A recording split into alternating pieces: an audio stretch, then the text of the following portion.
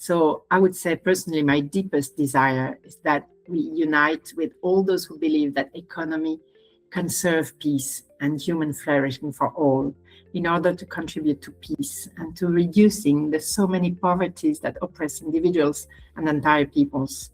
That's my deepest desire.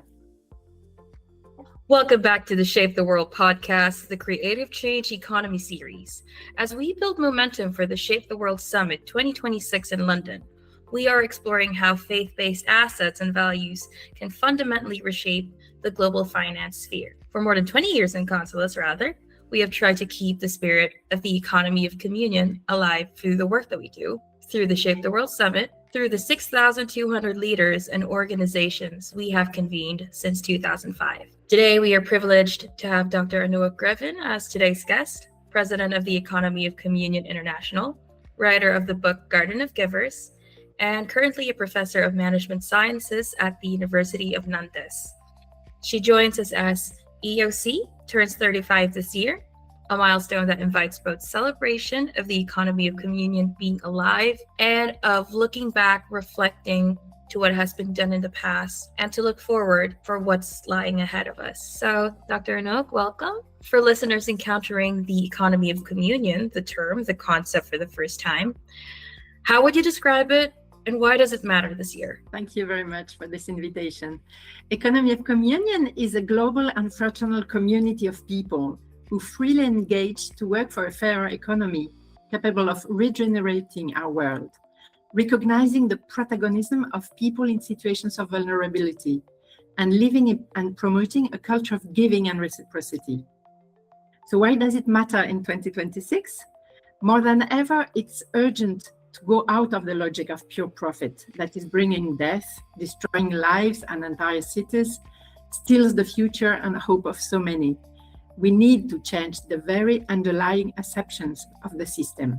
Now, given that the EOC is turning 35 this year, and with everything that's going on in the world, we see in the news all of this conflict, all the economic events, say inflation, recession, probably an economic depression as well. What has been harder than you have expected over those decades? I would say to understand that we cannot plan completely economy of communist development. When you plant a seed, you know the nature of that tree that will grow, but you don't know the shape of this unique tree that will come out. It has its own development. You can't control it. I remember years ago, some of us tried to write a strategic plan to imagine its numerical growth. It did not happen, but instead we saw that the development around us of many other economic inspirations that all work for a new economy, each one in a different way. So I would say we've rather grown in depth than in quantity, but economy of communion is still alive.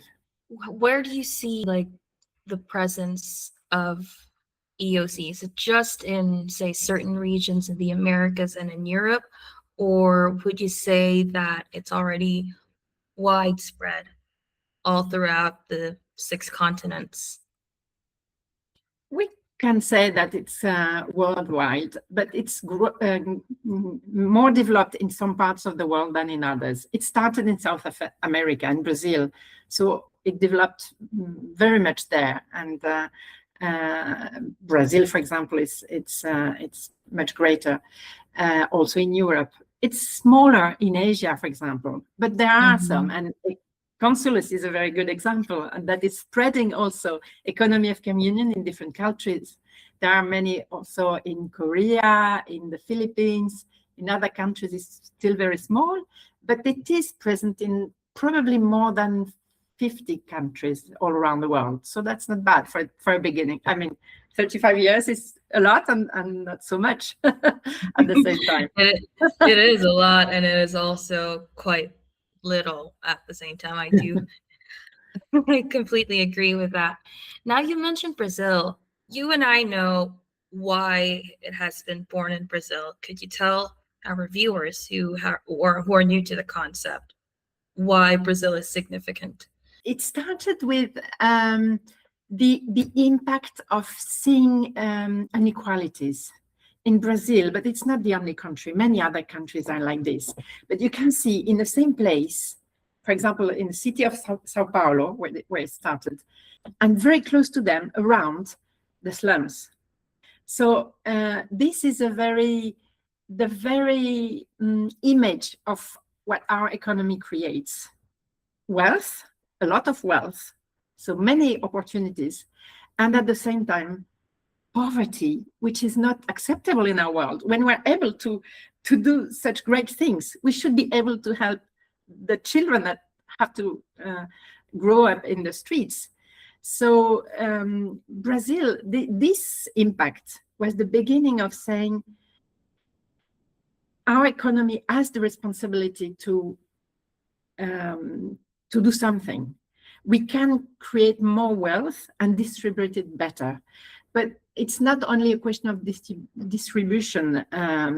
It's a question of relationships, of meeting, of communion. The fact of having these two so close was like telling us what lacks in our world is what we call communion, which is a relationship of care for the other, of fraternal help, of reciprocity, where each one has a very high value and each one can give his best and receive what he needs. So that's the very core idea of EOC that is still very important for us. I realized upon listening to you answer that last question is that, you know, people learn about the economy of communion, the heart of it, through going out, connecting with people who are like-minded, who also have the same objectives. Is that how you were also introduced to economy of communion? Yes, we if we want to change the economy, because that's our goal altogether, also shared with you, all the councils network, to shape the world network, we believe that we have to do it with as many people as possible. So it's about connecting all the people who can bring something useful to society, to economy, and work more together. So that means uniting with big networks, entering in fields where we can have power, but also not forgetting that we were born to bring this communion with the poorest. So not forgetting that, yes, we have to change the system and therefore to go to all the levels where we can have impact, but also do what we're born for, which is meet every single person in need and live dialogue, reciprocity, and communion with them, and give them a voice, give them a place in this economy, so that they can also bring what they can. Their voice can also change economy. And so we're very concerned about doing that with them, not only working for them. Yeah, that brought me to something that I was thinking about recently, how in most societies, it is the middle class who would be bearing all these financial hardships. For example, under the poverty line, for lack of better words, say in the Philippines, in my experience, they get subsidies from the government, which they definitely need, but at the cost of putting the weight onto the middle class through their taxes, through their contributions and all that. And with that, instead of like having this united purpose, united front, if I may, it's more of there's a conflict that's happening in between, because the middle class is also, well, they're not well off. For them to see where it's going and they're not benefiting from it, their resentment could be built. At least that's what I see. And I think that's why EOC, the economy of communion, is more important than ever, though it does take a while to explain it. You have to sit down, you have to be intentional in the conversation. You wouldn't really sit down and talk to someone about EOC if you know from the beginning that they're not on the same wavelength as you are? Well, first of all, I would say I believe that when we look at the situation, like thinking that there are a certain amount of resources that have to be distributed, then you can imagine that if the poorest get subsidies, then the others will have less, and so on. It's like thinking that resources are limited and have to be distributed. But I think we can also see it in a different way, because when we work together, we generate more wealth. So if the more we work together, also with the poorest, instead of seeing them as people that take from the goods that is produced by others, they are people that could contribute much more if we gave them the possibility to take part of the economy. So I think we could multiplicate the wealth altogether, but they are left aside.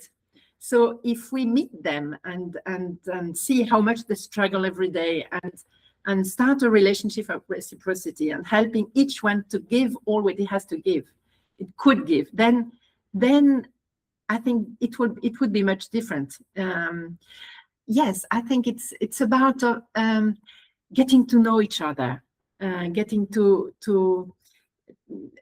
meet, to dialogue with all these parts of the world that we don't know, because and we look at them like categories or problems, but when we meet them, there are persons, there are micro entrepreneurs, but they are wonderful entrepreneurs. I was amazed when I interviewed in my research that is in the book The Garden of Givers. I visited this Bank of the Philippines. You were talking about the Philippines, Banco Cabayan.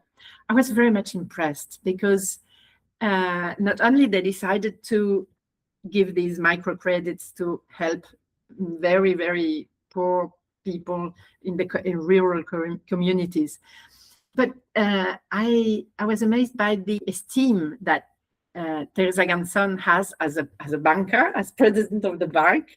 She was telling me, these micro entrepreneurs, they have a different mind, because they are not with the ideas of all what the economy put in our heads that is bringing to inequality.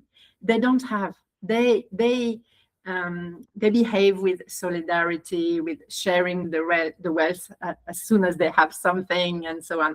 And so if we were listening to them, if we were doing the economy the way they think it, we would have a much better economy. And I thought that was fantastic. No, it's great. You mentioned Filipino brands as well, and I do agree as well with these micro entrepreneurs going about with their day-to-day. It really makes sense. And then you've also mentioned Garden of Givers. You've documented companies living a culture of giving. Now, for every thriving company you found, how many, you don't have to say an exact number, were quietly struggling or have abandoned the principles of EOC under pressure? Could you cite an example? No, numbers I don't have, because I'm only doing qualitative research, not quantitative, so I can't have statistics. But what I can say is, you're talking about thriving companies. Actually, they all are struggling. I've not met any company that and any entrepreneur that was not struggling. Even Banco Cabayan they were telling me they were saved by their clients at some point. Even the famous Korean bakery that is so great, they were saved at some point by their workers after a fire. So all of them are struggling, and at some point, each entrepreneur has been thinking of abandoning this because it's very difficult, especially when you have high goals. So of course, I also know entrepreneurs who experience the terrible pain of having to renounce to go ahead because of economic pressure, because of the market that is not going well. And that's part of business. And but they were personally faithful to the EOC principles because they felt it was their vocation. And some of them had the opportunity to start again after a while. So I have the utmost respect for them, because the market is not always, you're not always in a flourishing market or period. There are crises you cannot expect. So it's not about, it does not depend only on the quality of your work and nor of your values. And some of them, and it was very strong, that the example in Paraguay, they demonstrate that it is possible when you would think it would not be, for economic reasons. But it doesn't mean that all will be able to do it. So many EOC inspired businesses, they mostly say small, mostly maybe family run or just mostly small. But is that a choice, or is scaling to grow like a traditional business too hard without betraying the model of EOC? That's a good question we had for a long time. And during this research, that's why also I wanted to study a few ones that went bigger, to see if it was the case, if could they still keep the values when they grow up.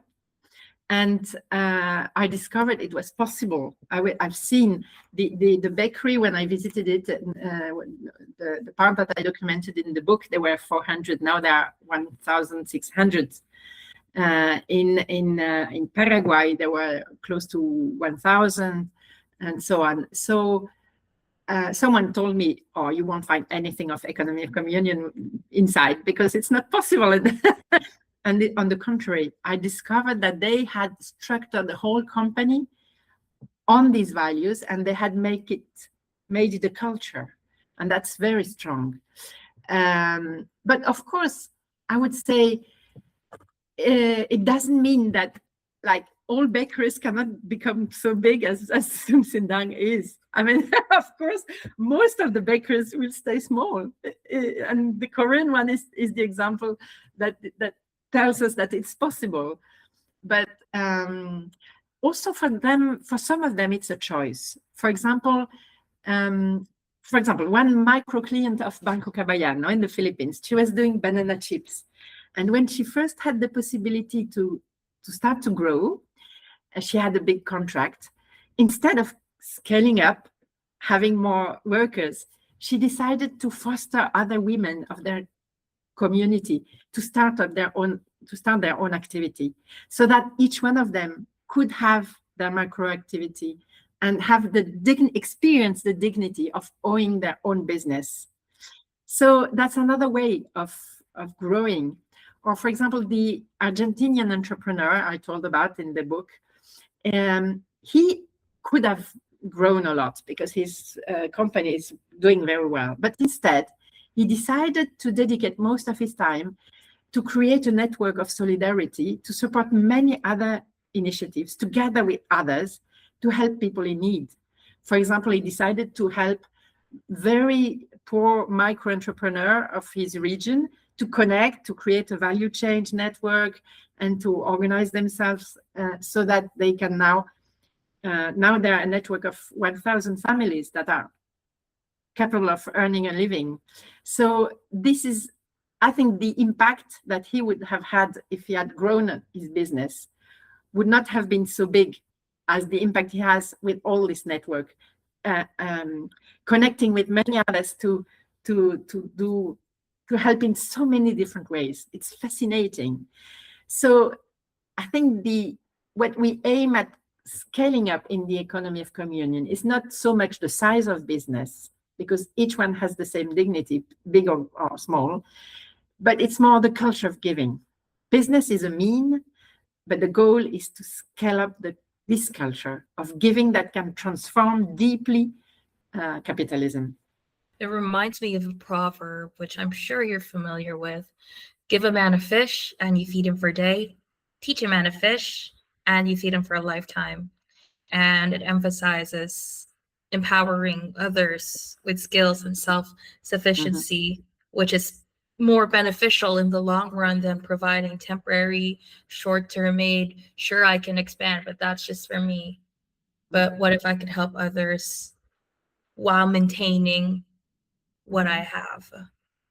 But I think I discovered within the OC that this idea of tell him to fish and is still paternalistic.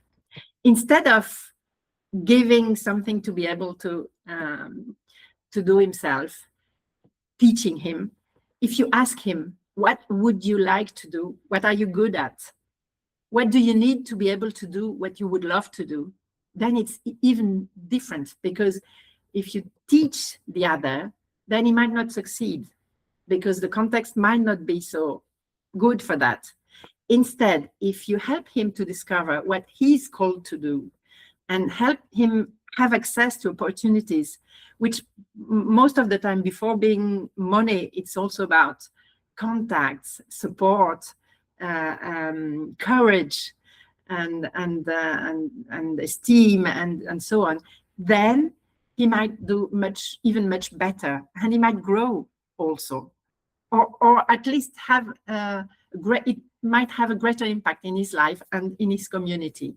So I think this is about the dialogue, the community, the focus on the single person that has a lot to give, not only that needs to receive, but before seeing what he lacks and that he needs to receive, which is already a help, because when we see that, it helps us to give and to share. But if before all we see what he has to give and what I could receive also from him or her, then this changes the relationship among us. And this changes the system, I think. So the EOC has been around for 35 years, and we've discussed earlier where it begun, where it is present right now, and you and I know that it's still not mainstream. Do you think this is by design, or has EOC not been thriving as we wanted it to be? I suppose at the beginning, most of us were dreaming that we would grow, have greater impact, become influent, and maybe one day become mainstream. But the more I go ahead, the more I understand that it will probably not be the case. Not because EOC is not prophetic, but because of that. Because EOC is a vocation, and it's a very demanding vocation. It's about bringing communion in the economy, and communion is not easy to understand or to live. It's very powerful because it's the highest level of relationship, of reciprocity. But vocations are rarely mainstream. They are more like salt or yeast. They are a prophetic voice in the world. So I think what we are called to be is to keep this prophecy. And I think the failure would be more if instead, in order to become mainstream, we would become less prophetic. The Shape the World Summit is about transforming business models by design. In your most honest moments, do you think the economy of communion is able to keep pace with that ambition? Or since it's working with smaller businesses or family-run businesses, do you think it has remained too comfortable being how it is right now? Because we've talked about how it's not yet mainstream. So do you think EOC has remained too comfortable within its own circle? Okay, I find it great to think that we can transform business models by design. But and not by accident, as you were saying, it's a very strong idea. But not in all the contexts we can be in this design logic. But anyway, it doesn't mean that it's not possible to transform the system in a way. So I think what Shape the World Summit is doing is one of the most beautiful examples that EOC is generative. And all this experience that started from Lawrence and now is grown so big is absolutely great and impressive. But I think, for example, I know you know him, Andrew from Nigeria. What he's doing with the small farmers, the communities there, is very different. But it's also another way of transforming the economy in a country.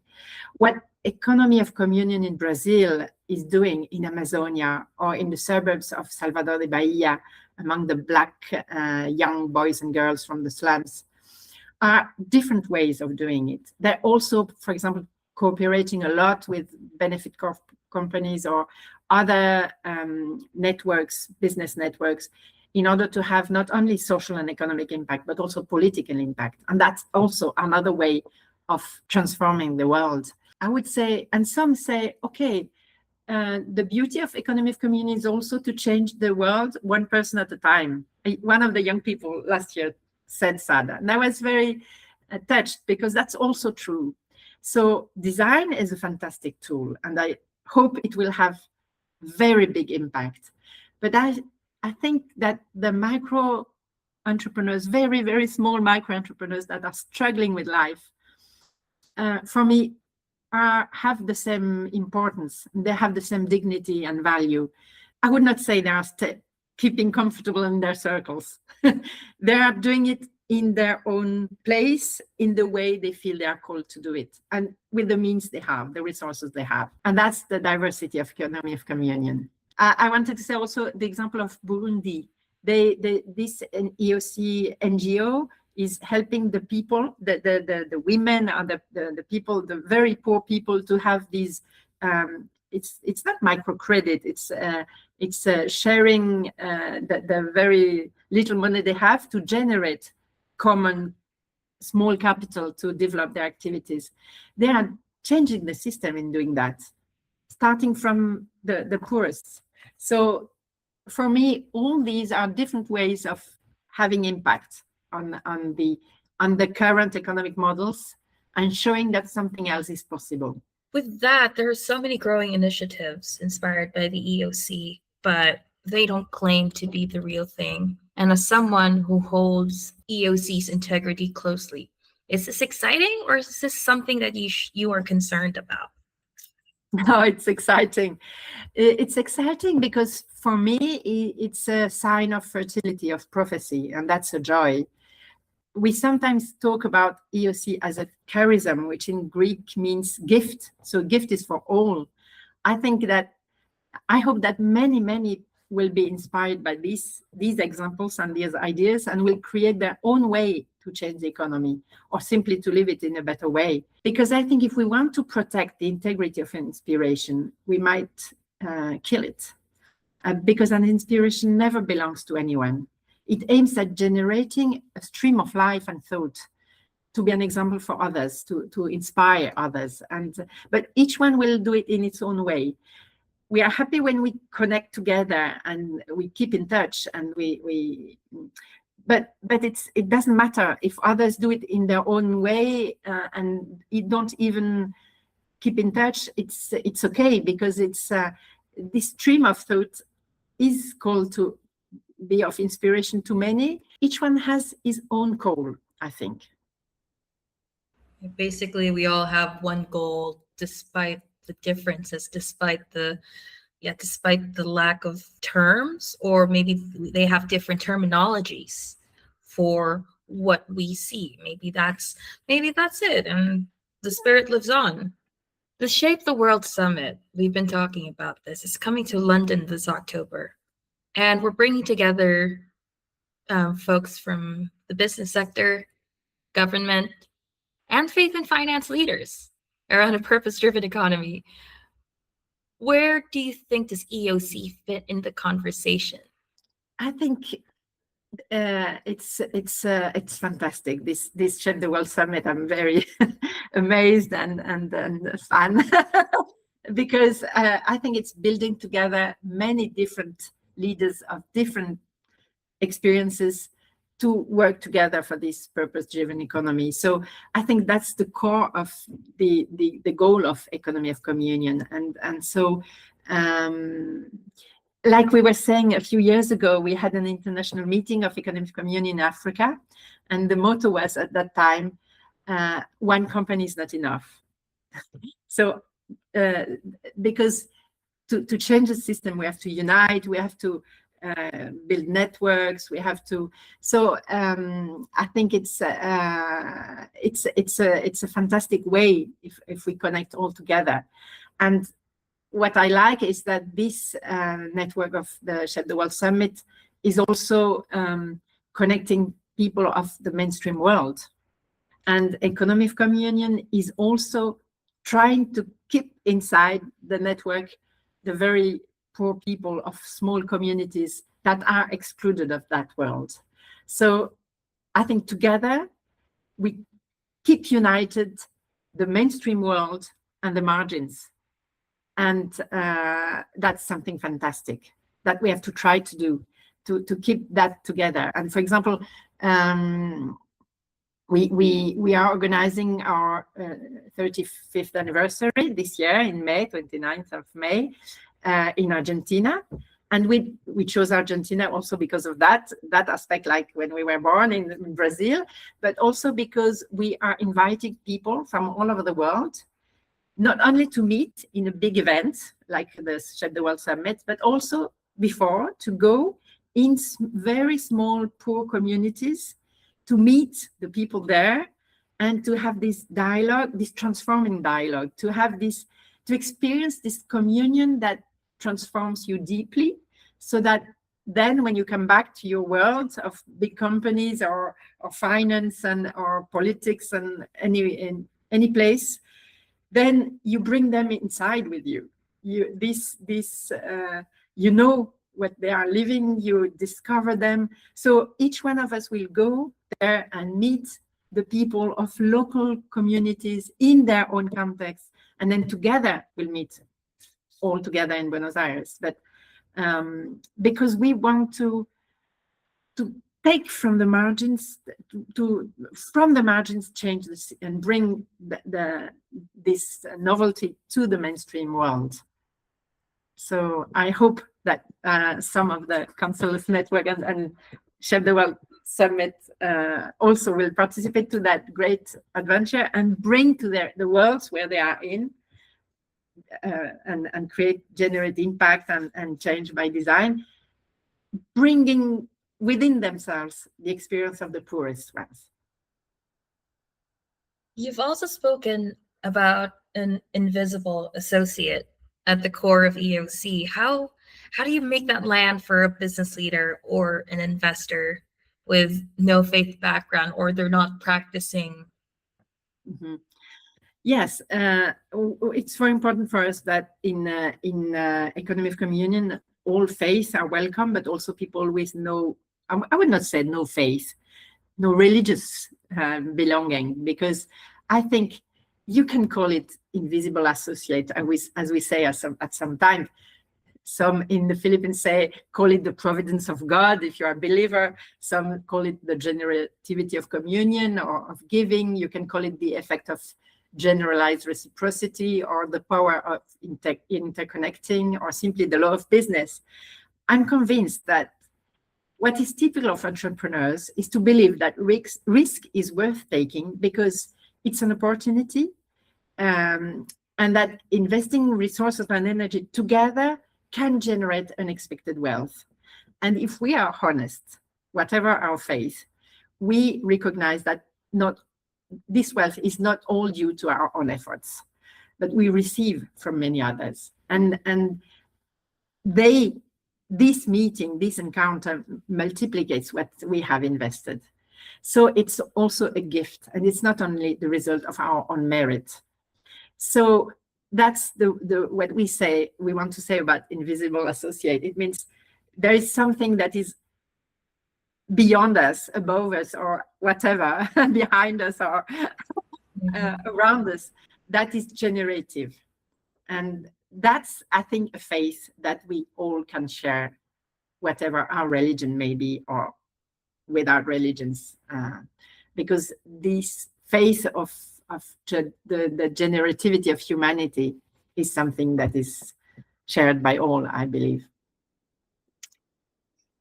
No, it just made sense. I was thinking about invisible associate, and then you mentioned, yes, and most Catholics in the Philippines would say through the providence of God, or as you mentioned, the effect of generalized reciprocity or the law of business, or sometimes some people would thank the universe, or some of my friends who like to play video games, they would refer to this line in a video game where they say praise the sun, or something more tangible. So it doesn't matter as long as you have that anchor.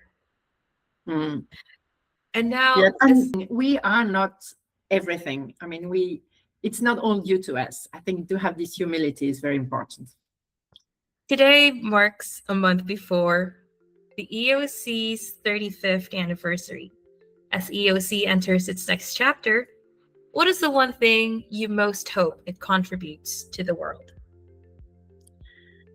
I would say, if we look around us today in the world, we experience how the logic of profit and strength and competition and power destroys entire countries and peoples and generate unending wars and infinite poverties.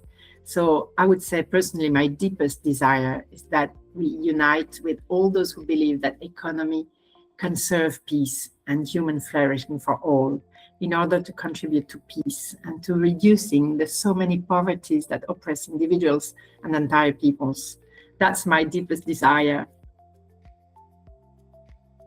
Thank you, Dr. Anouk.